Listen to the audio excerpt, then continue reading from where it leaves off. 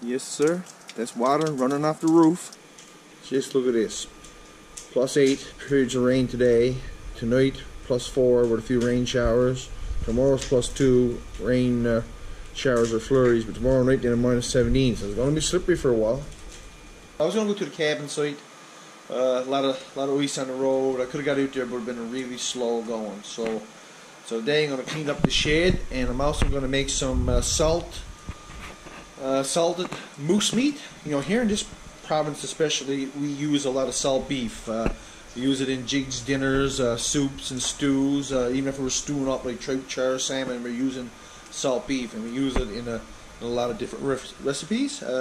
Salt meat, you know, it's pretty expensive. One of the first things I'm going to do is wash the meat saw. It's just a hand saw, but I'm going to make sure, you know, everything is nice and clean. This right here is salt beef. I just picked this up. You know, we have a cooked Christmas Eve supper, and we also has Christmas Day dinner cooked up as well. You know, we like to feast during the holidays. Normally I pick up 2 big pieces of salt meat, but these are a bit smaller, so I got 3. And lots of times, you know, there's a big bone comes up, probably the rib bone or whatever's in this as well. So this here, 3 pieces combined, was 1.725 kilograms. It's $13.65 a kilogram. So that's $23.55. You know, for that bit of beef right there. And so, you know, once I mix the moose salt meat, I won't have to buy no more of this for a while. And salt meat, you know, is a lot of people brine meat and stuff like that.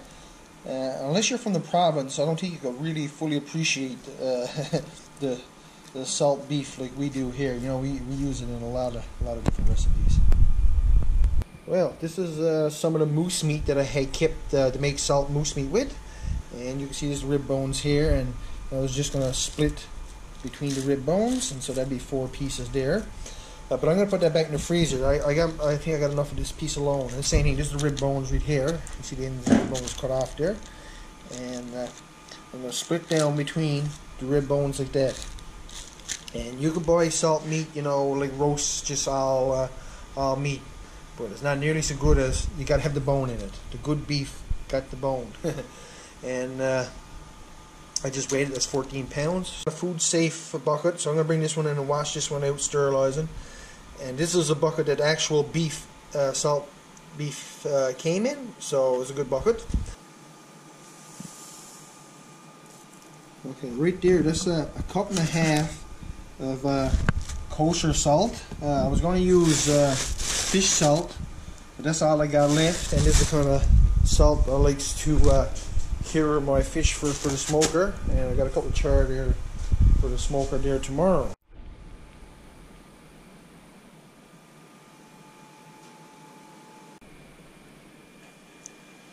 And along with the kosher salt, I use this pink curing salt, and this contains 93.75% salt and 6.25% sodium nitrate. Sodium nitrate is a toxic chemical used in accordance with your curing recipe, and always measure the cure accurately.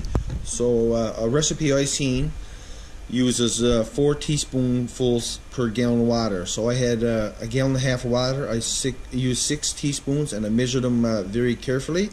And people use this like you're making pepperoni and salamis and things like that. The sodium nitrate will protect you against bacteria causing botulism and things like that, and also keep the meat in a nice red color. It's actually dyed pink like that, so you won't get it mixed up with any other kinds of salt, because like if you're making salami, that will give you an amount to use per pound of meat or whatever. But the recipe I see now for making salt moose meat or salt meat, you use 4 teaspoonfuls per gallon of water. So I use 6 for a gallon and a half of water. Yeah, so I just mixed the kosher salt and this pink curing salt up in a couple of cups of water in a dipper, and I poured it out in a bucket and stirred it all up together that way. And but you gotta be careful, make sure you don't overuse this, and measure it very carefully.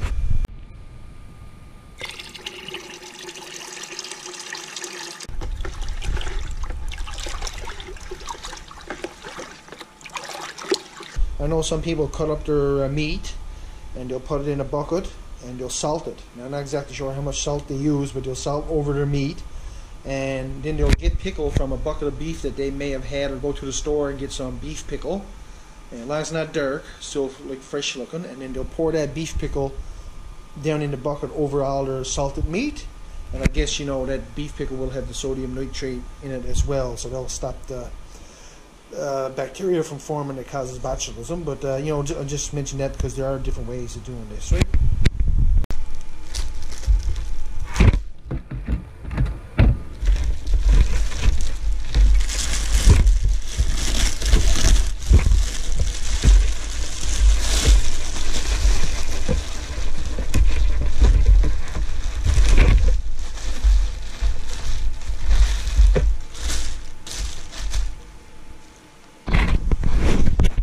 See, rib bone up, cut down through there, and down through there, and down through there, and down through there like that. And I'm just going to let it fall down the box, and you know, nothing fancy about my meat saw either. So I'm going to have that tile a little bit, see how that plastic is nipped in there, and that crease of meat there. So I'll make sure there's none left behind. Oh, there it comes. Double check that, they don't want any plastic left on your meat, that's for sure. Yeah, the plastic can be pretty good.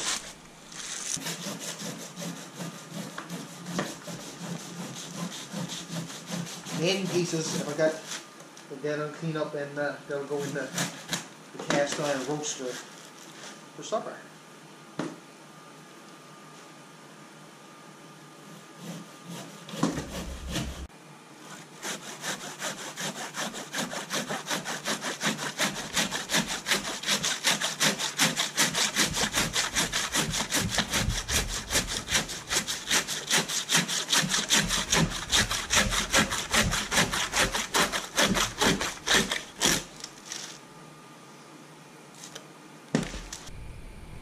Well, got that piece cut up. I'm going to wash all this off now.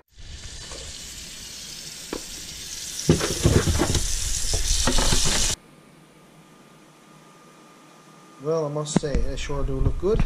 I'm just going to go put the wheat in the brine there now.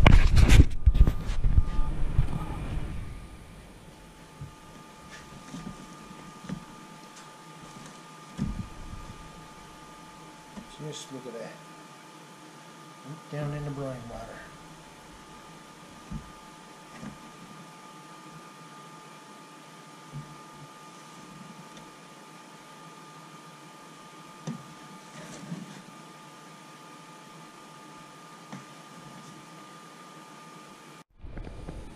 Well, just when I got the meat in the pickle, I realized I never had near top to this bucket.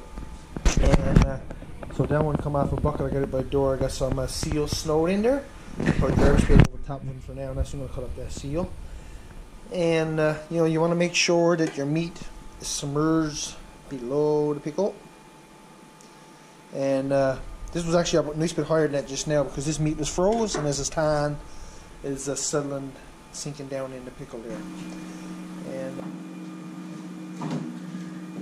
good wood. This gives out a lot of heat to dry lumber. Once this one, the temperature is colder.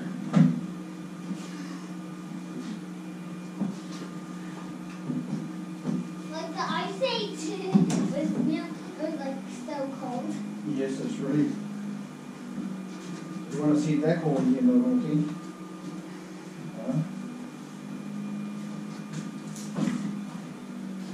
I think one more and it's going to be full over here, right? Perfect, thank you. Well, this is what it looks like after 5 days. And you can see it's getting a little bit red there. And what I'm going to do, I got another bucket here now, and I'm going to make some more pickle, and I'm going to take the beef and put it in this first pickle. Now that I got the new batch of brine mixed up, all I have to do is just transfer the moose meat from one bucket to the other here now. I got a freezer bag.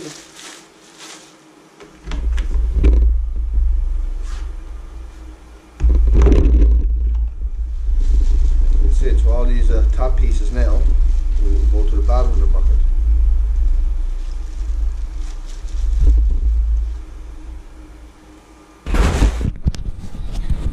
And just look at on the other side. Look how much redder that meat is now.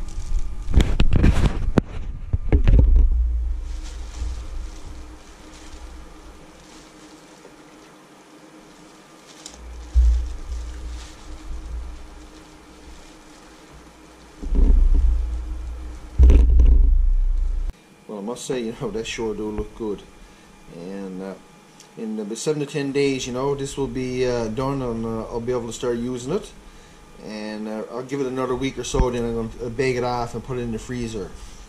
I made it up, you know, at $13.65 a kilogram. This is about the equivalent of $75 to $80 worth of salt beef if you had to buy it. So, you know, once this is done, I won't have to buy salt beef for quite a while.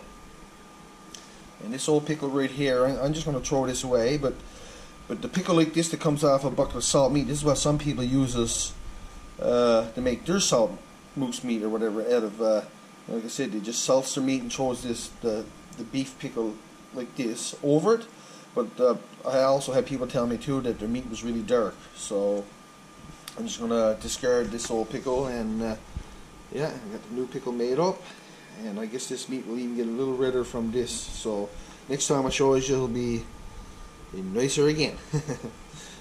But I guess that's it for this one though. I really appreciate y'all watching, and hope to see you all on the next one.